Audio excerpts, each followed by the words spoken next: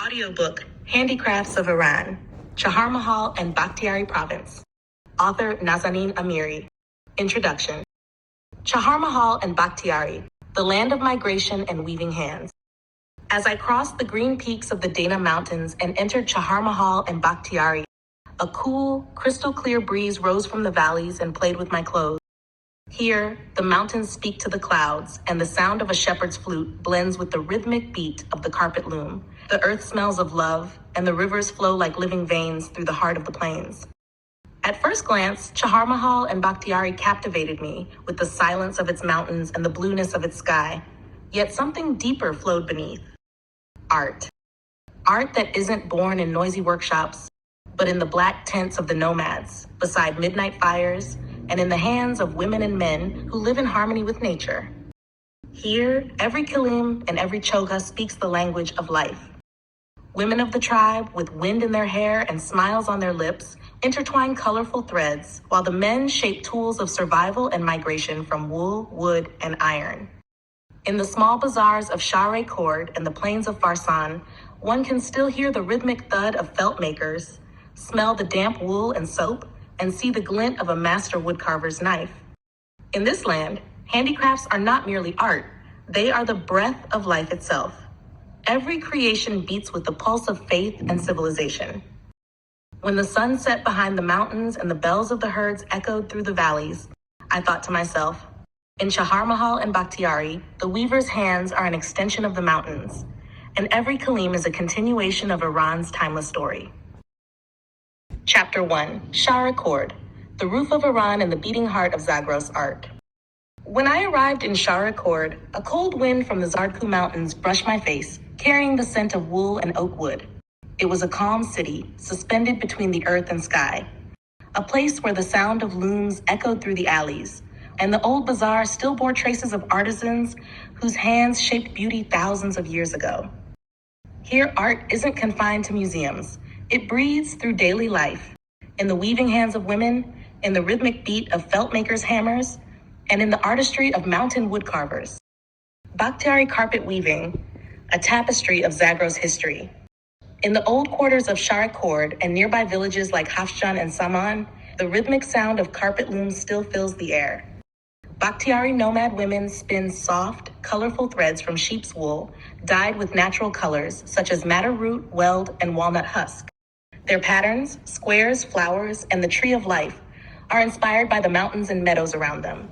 The Bakhtiari carpet, with its rich geometric motifs, has been traded from the Qajar era to modern times in bazaars from Isfahan to Europe. Each rug is not just a floor covering, it is a portrait of nomadic life, a woven story of love for the land and faith in beauty. Kilim and Jajim weaving, the silent language of women. On the outskirts of town, elderly and young women sit before simple looms, weaving kilims and jajims. Their vivid colors and geometric shapes, diamonds and zigzags, reflect the rhythm of mountain life.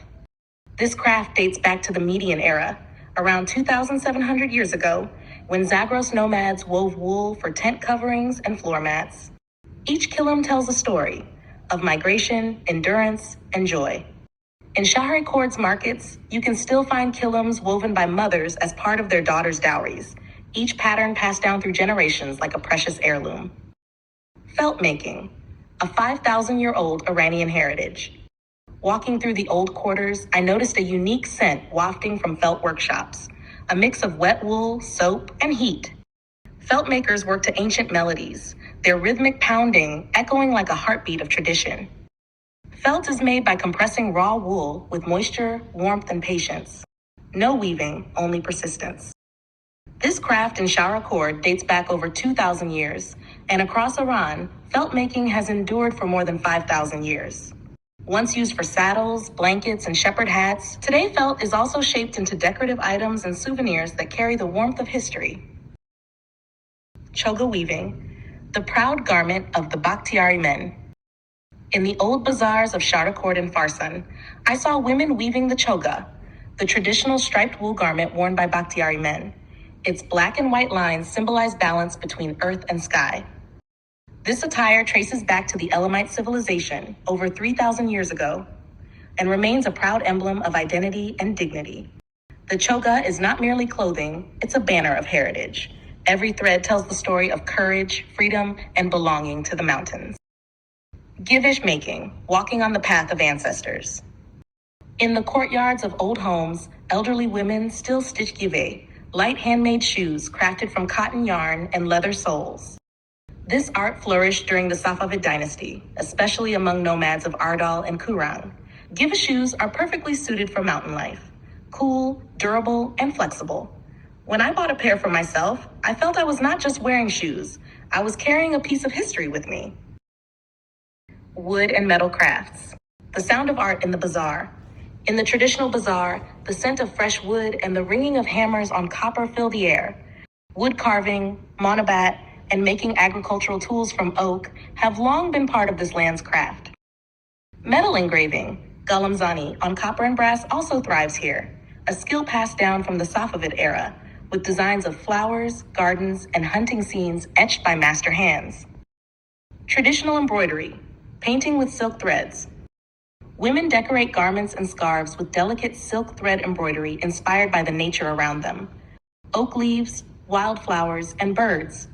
These stitches once adorned bridal dresses and household linens, and today they are cherished as works of art.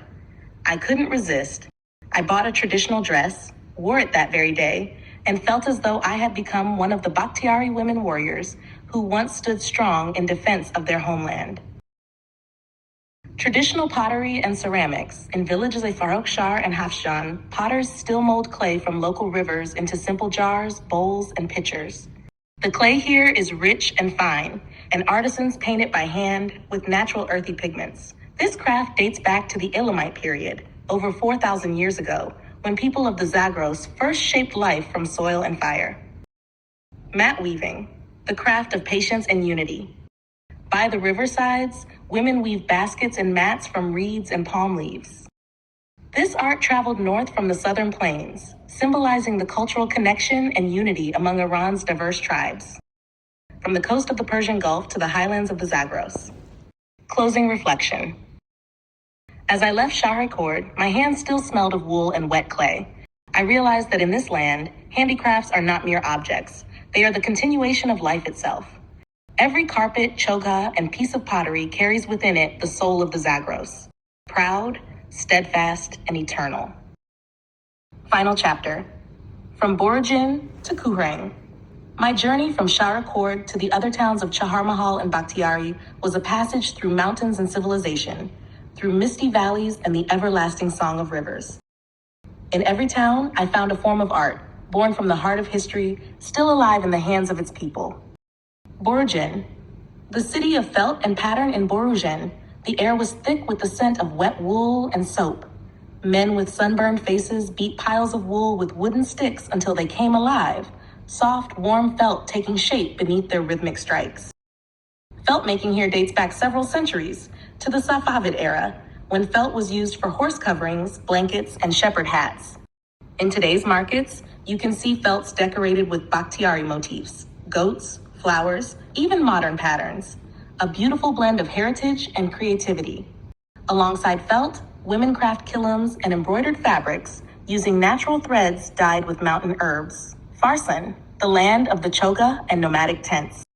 Farsan is the heart of the Bakhtiari tribe, where every home breathes heritage. Women weave chogas, the traditional black and white striped wool garments worn by Bakhtiari men, a craft that traces its origins to the Median and Elamite civilizations, nearly 3,000 years ago. Once worn in migration and battle, the choha remains a symbol of pride and identity. Alongside it, Bakhtiari carpets and jajims from Farsan are world famous. Their designs of tree of life and garden motifs dyed with mountain plants and madder root. Each loom in Farsan beats like the heart of the tribe, every knot a memory of generations before. Kurang, the source of rivers and art in Kurang, where the Karan River springs from the mountains, art flows as freely as water. Nomadic men and women here create kilims, jajims, and felt from sheep's wool. Their motifs are simple yet meaningful. Zigzag lines mark migration paths, while diamond patterns symbolize the sun and prosperity. These crafts date back to ancient Zagros nomadic life, when women wove wool to protect their tents and families. In the villages near Chelgard, artisans still make traditional felts featuring mountain goats and the rising sun, echoes of life and endurance. Lordigan, between palms and oaks.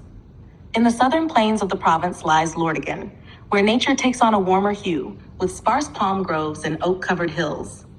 Women weave mats and baskets from palm leaves and reeds, a craft that dates to the Elamite era around 3,000 years ago and was once known as buria in ancient texts.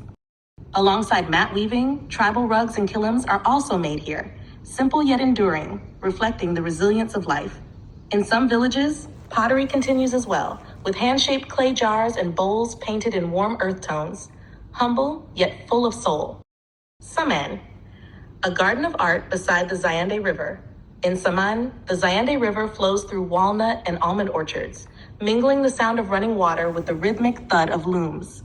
The women of Saman weave carpets of Bakhtiari spirit and Isfahani elegance, with designs like medallion, fish, and floral motifs. The history of carpet weaving here dates to the Safavid dynasty, when this region was part of Isfahan's artistic domain. Alongside carpets, embroidery with silk threads is also popular, especially for bridal garments. Some local artists have even mastered enamel painting on pottery, sending their works to Isfahan and Tehran. Ardal, the path of migration, the path of art. Nestled along the migration routes of the Bakhtiari nomads, Ardal is a quiet town rich in culture. Women weave kilims and jajims inside black tents, their colors glowing with life. Madder red, weld yellow, lapis blue. These colors are the emotional language of the tribe. Give-making also has a long tradition here. The lightweight, durable mountain shoe stitched by hand with cotton yarn and leather soles. In the past, every woman learned to sew give from her mother, a sign of both skill and independence. Ben, Hafshan, Farakshar, and Junkan, stories of clay and craft. In Hafshan and Farakshar, the ancient art of pottery is still alive. The local clay is ideal for shaping jars, bowls, and pitchers, painted by hand with earthy pigments and symbols of the sun, mountain goats, and oak flowers, motifs born from ancient Zagros beliefs. In Ben and Junkan, felt making and wood carving flourish. Craftsmen carve oak into spoons, bowls, and decorative pieces, skills that have been passed down since the Safavid period. Closing reflection. Chaharmahal and Bakhtiari is truly the land of creative hands and mountain hearts. In every town, art is born from soil, wool, and love.